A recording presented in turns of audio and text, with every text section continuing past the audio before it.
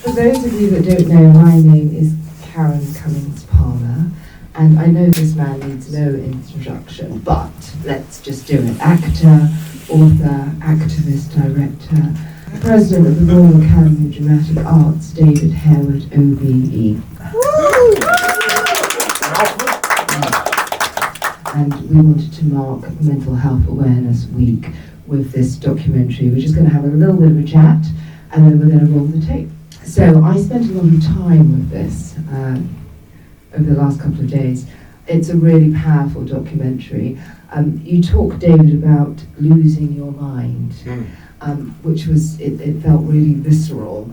Do you think that the process of losing your mind was actually the prejudice, the limitations, the toxicity that you experienced, and perhaps the finding it, the searching for it, the searching in the dark for it, was actually the psychotic episodes themselves? And if that resonates, do you remember a time when you thought, got it back, found it? I don't know about that, but I know that psychosis is the most extraordinary experience. And first of all, you have no idea you're suffering from it, or most people have no idea that they're actually suffering from it. And I actually was working on stage when I started to sort of feel the buzz, and I have to say, early on, it's quite exciting to experience psychosis. It's you're euphoric at some points, and there was a point in the experience when I thought to myself, if I can control this, I'm going to be a genius. Because I was hearing voices, I was thinking incredible thoughts, seeing stuff, seeing messages, thinking I could control the weather. It was quite a powerful and extraordinary experience. And how did you do with controlling the weather? I didn't do too well. It was raining a lot, but you do sort of think you're in touch with some sort of. It was quite spiritual, in some places. So early on, it was I wouldn't say fun, but it was kind of exhilarating.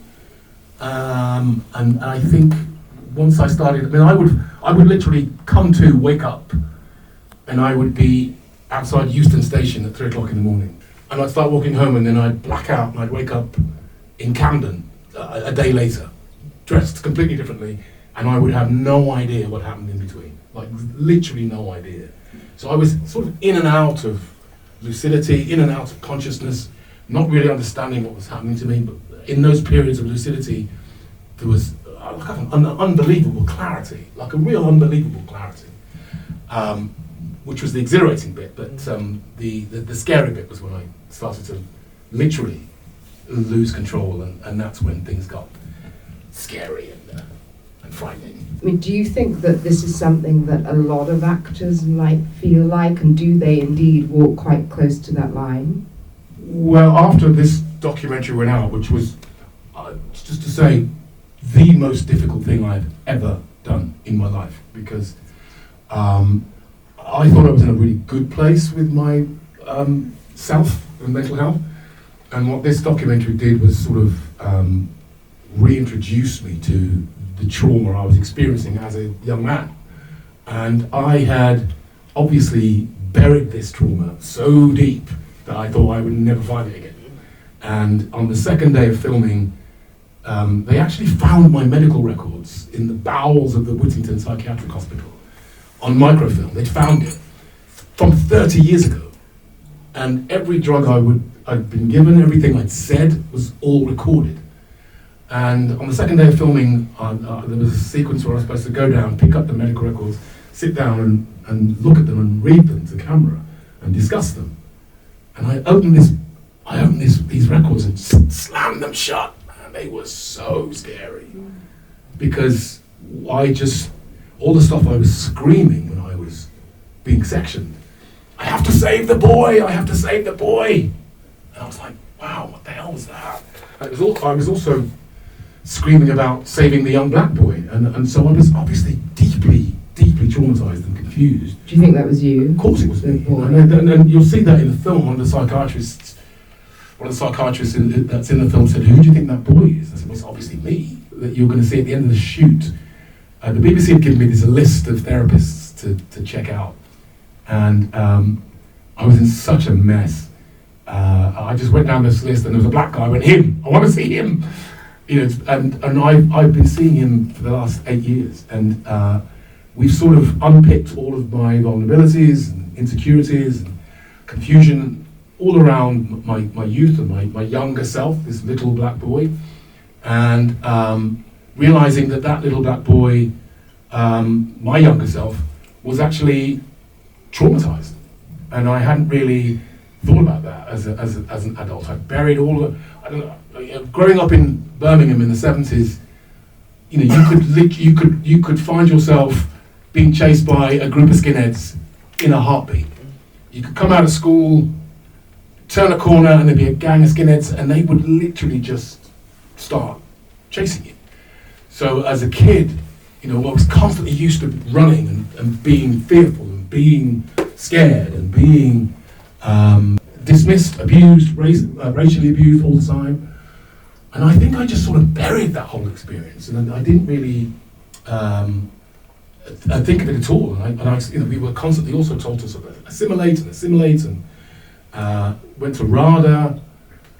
Was playing all these wonderful characters from Shakespeare and Chekhov and Dostoevsky, and I was having this wonderful experience of playing all these fantastic characters. And then I came out of drama school, and suddenly it was like, you can't play that because you're black. And I'd never really encountered any of that, because acting it's a creative, imaginative exercise.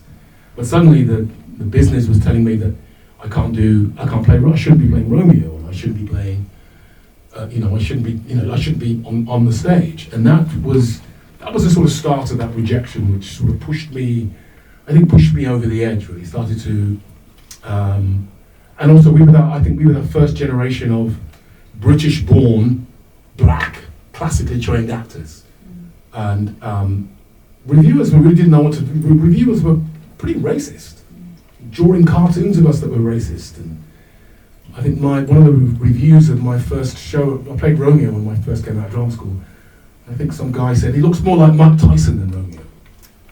So it was really really racist and very subtly undermining me. And I got to the point where I just had to stop reading reviews because they were undermining my confidence. And then one thing led to another, and I started to drink. The only way I could get on stage was to be drunk, and the only way I could. And then after the play, I'd get stoned, and it was just self-medicating, because I was in a kind of world of pain where for the first time in my life, was dealing with questions that I hadn't really thought of, which was my black identity. And maybe that was partly my fault, but that was the sort of the wedge, I think, that started to, the chasm that started to widen, and that's where my grip on reality, I think, started to slip. After this documentary aired, which was traumatizing again, so many drama school teachers rang me up, and I didn't know this, but they said, look, we've got 2 or 3 black actors in our school who've all experienced psychosis. So it's actually really common. Well, it's common anyway, but it's also common in the acting profession. There are young guys who go through go to drama school, play these characters, and then sort of have this sort of crisis of identity, because they're playing characters that maybe never really experienced before, experiencing lives that they've never really experienced before, and a lot of them started to lose their grip on reality. So it's more common than I thought it was. The theme of this year's Mental Health Awareness Week is take action. So we have so many more messages and lessons that come from your documentary, but in terms of taking action, first in terms of the institutions, what would you like them to do to make sure that people are, can maintain their humanity and their dignity? And then for us all, what are the things that we need to look out for when we are perhaps, either ourselves or we see our close ones walking too close to that line, which is sometimes very, very thin? I just think it's really important for us all to, particularly in a digital world, I think, to not allow our phones or outside influences, people's comments. Like I recently had a difficult time after that whole BAFTA debacle with the guy from Tourette's, the guy with Tourette's shouting that the N-word, and trying to explain that online. I was sort of attacked with an avalanche of hate, and it was a really painful experience. And I thought, I need to maybe come off social media for a while. And I actually haven't been on social media since. And I found my mental health has improved dramatically. I'm not interested in what you think. And actually that's really helped me to suddenly just take yourself out of, it's like, we wouldn't literally walk down the street and give complete strangers your phone number. And that's kind of what we're doing. We're literally giving people our phone number and say, yeah, go on, you can text me every day you want. I'm not doing that anymore. Yeah. And it's really, really helped me. So what I would advise people to do is just decompress every now and again. And I say this to particularly young actors and to young people, turn the phone off or just delete Instagram just for a couple of days, for a week. It's still there.